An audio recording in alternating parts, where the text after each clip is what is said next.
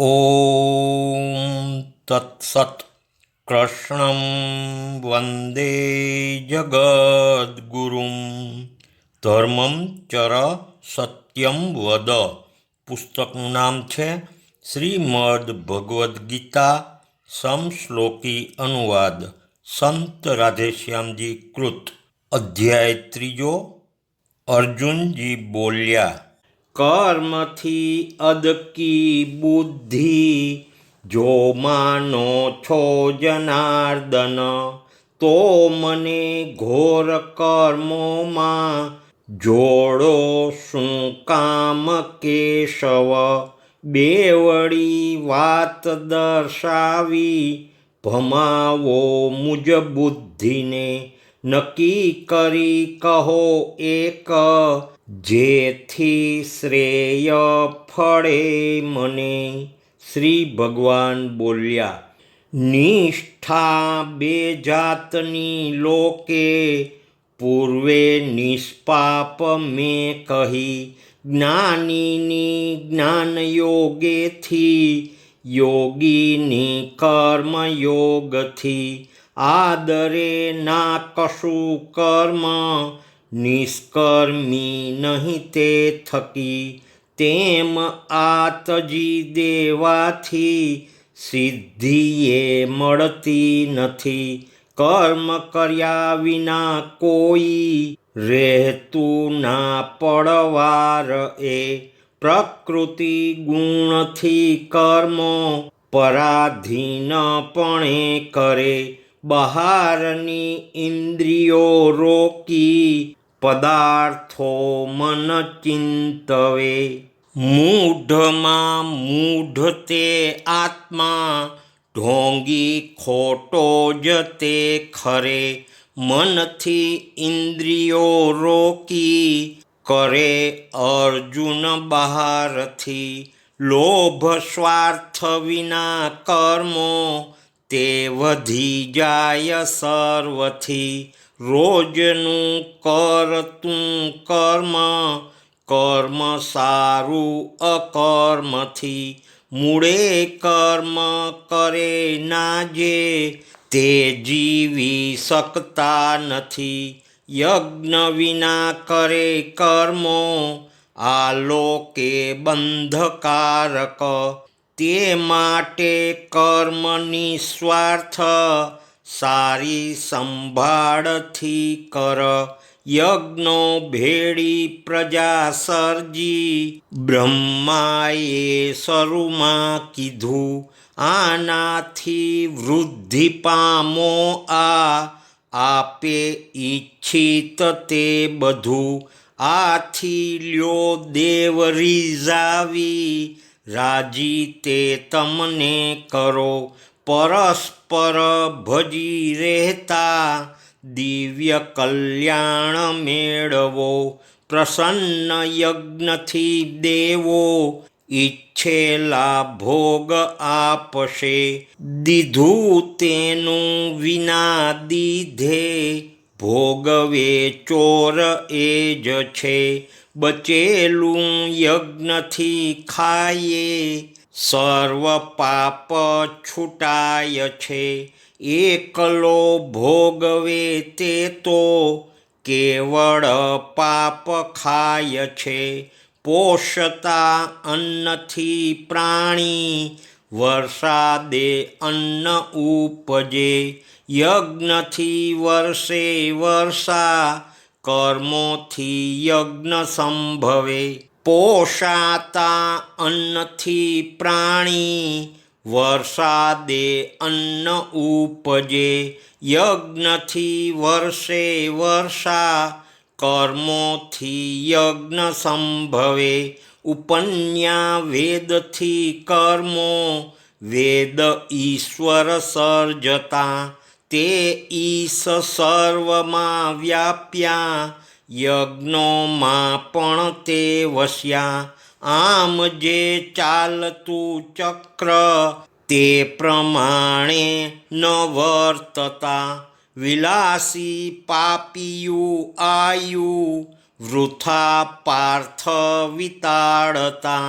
આત્મામાં પ્રેમ છે જેને, આત્માથી તૃપ્ત માનવી, સંતોષી નિત્ય પોતામાં, તેને કર્તવ્ય રે નહીં. કરે કે ના કરે તેથી તેને અર્થ ન છે કશો, કોઈ ભૂતો વિશે તેને સ્વાર્થ સંગ ન દિશતો, અનાસક્ત સદા કાર્ય યોગ્ય રીતે કર્યા કર, સ્વાર્થ લોભ તજી કરતા પામે મહાપદ પુરુષ, કર્મોથી જ થયા સિદ્ધ રાજર્ષિ જનકાદિકે, લોકહિત વિચારીને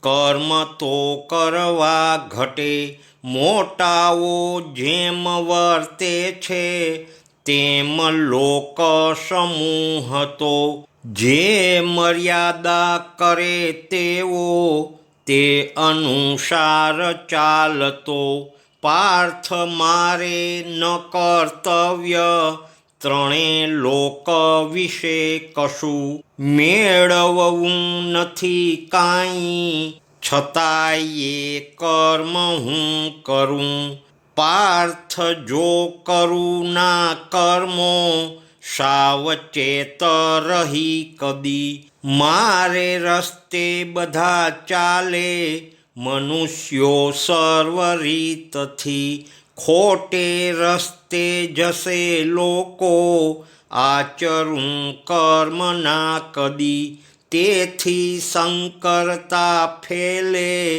નાશ પામે પ્રજા બધી, અજ્ઞાની મમતાથી શું આચરે કર્મ ભારત, વિદ્વાને તેજ નિસ્વાર્થે કરવા લોકહિતાર્થ, અજ્ઞાની કર્મ સંગીને કર્મો કરતા ન રોકવા, વિદ્વાને આચરી જાતે જ્ઞાન બુદ્ધે કરાવવા, બધે પ્રકૃતિ ગુણોથી થનારા કર્મ થાય છે, અહંકારે થયો મૂઢ ઓઢી લે પંડના પરે, ગુણ કર્મ તણો ભેદ તત્વે અર્જુન જાણતા, ગુણો પ્રતિ ગુણો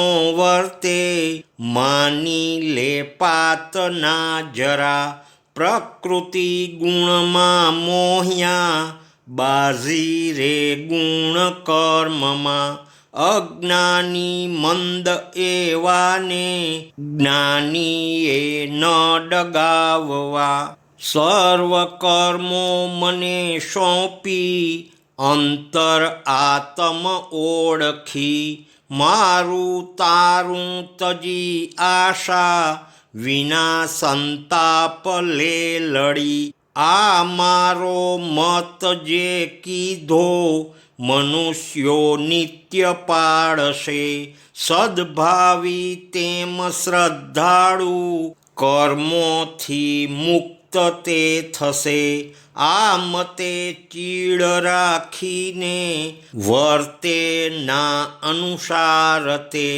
સર્વજ્ઞાનહીણા મૂઢો હૈયા સુના તું જાણજે, પોતાની પ્રકૃતિ જેમ જ્ઞાનવાળા યવર્તતા, સ્વભાવ વશ રહે પ્રાણી રોક્યા રહે નહીં રોકતા, ઇન્દ્રિય ભોગ પદાર્થોમાં રાગ દ્વેષ વસી રહ્યા, તે બંને દુશ્મનો આડા થાવું તે વશના જરા, પોતાનો અગુણો ધર્મ પર પાળ્યાથી શ્રેષ્ઠ છે, ધર્મ સેવે ભલું મૃત્યુ બિકાળો પર ધર્મ છે. અર્જુનજી બોલ્યા, કહો કે ના બળે આ તો આચરે પાપ પુરુષ, ઈચ્છે નહીં છતાં અન્યે ધકેલાઈ કરે નર. શ્રી ભગવાન બોલ્યા, કામ એ ક્રોધ એ પોતે રજોગુણથી ઉપજે. ખા ખા કરતો મહાપાપી, વેરી એને તું જાણજે. ધુમાડો અગ્નિને ઢાંકે, અરીસો ધૂળ છાઈ દે. વીંટાયો ગર્ભ ઓરે જેમ, કામે ઘેરેલ જ્ઞાન રહે. ઢંકાતું જ્ઞાન જ્ઞાનીનું, સદાના કામ વૈરીથી.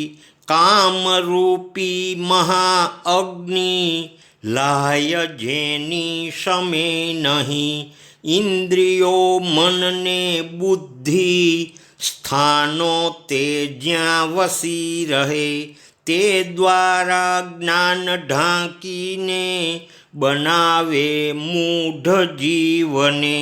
તેથી તું ઇન્દ્રિયો પહેલા, કરીને વશ ભારત. જ્ઞાન વિજ્ઞાન ઘાતી જે, તે પાપી વાઢી નાખજ. દેહથી પર છે ઇન્દ્રિય, ઇન્દ્રિયથી પર તો મન. મનથી પર છે બુદ્ધિ, બુદ્ધિથી પણ તે પર. બુદ્ધિથી પર આ જાણી, પોતે સાવધ આપથી. થઈ સજ્જ કટો શત્રુ, આ કામ નાખ તું હણી. બુદ્ધિથી પર આ જાણી, પોતે સાવધ આપથી. થઈ સજ્જ કટો શત્રુ, આ કામ નાખ તું હણી. ઓમ તત્સત. વેદાંત શાસ્ત્ર ગાથા જે, કૃષ્ણે ગાયેલ તે વિશે.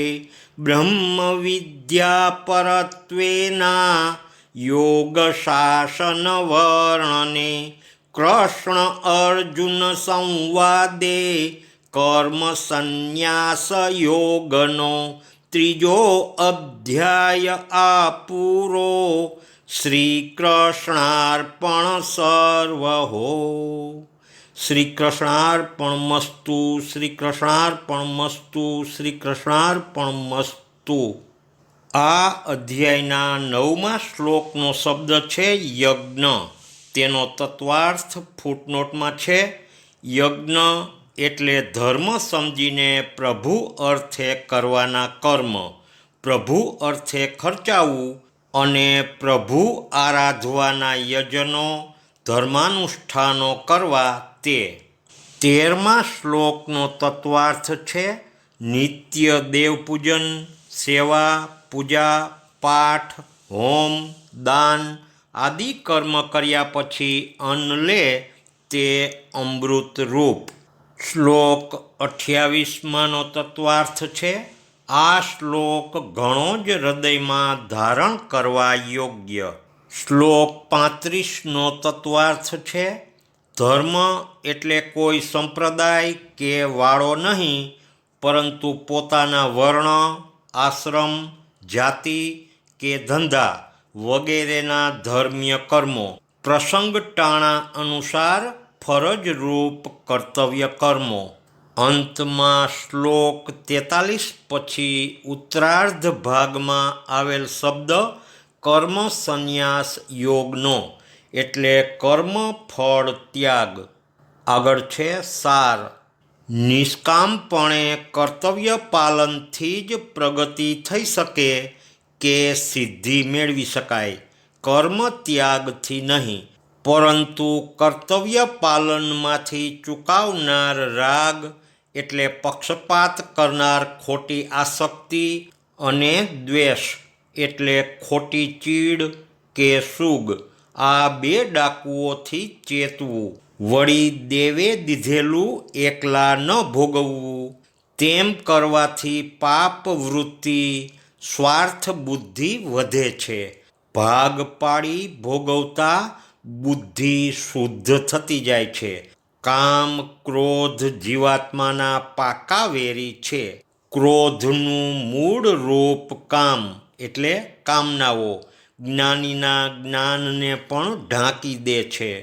તેનો નાશ કરવો હોય તો પહેલાં ઇન્દ્રિયોને કાબૂમાં રાખતા શીખવું. એટલે ધર્મરૂપ સદાચાર છોડવો નહીં. વિષયો તરફ મન જવા ન દેવું. કારણ કે જોયું કે સાંભળ્યું ના જે તેનો ભાવ ન ઉપને. રોકી લે ઇન્દ્રિયો તેનું ચિત્ત સ્થિર થઈ ઠરે. ભાગવત એકાદશ સ્કંધ અધ્યાય 26 શ્લોક 23. ખરેખર તો પોતાના સ્વરૂપમાં સ્થિર સદા સજ્જ રહ્યા વિના મનની કામનાઓ ન મરે. શ્રી કૃષ્ણચંદ્ર દેવ કી જય. દ્વારિકાધીશ કી જય. રણછોડરાય કી જય. નરસિંહરામ મહારાજ કી જય. સદગુરુદેવ કી જય. રાધે શ્યામ, રાધે શ્યામ.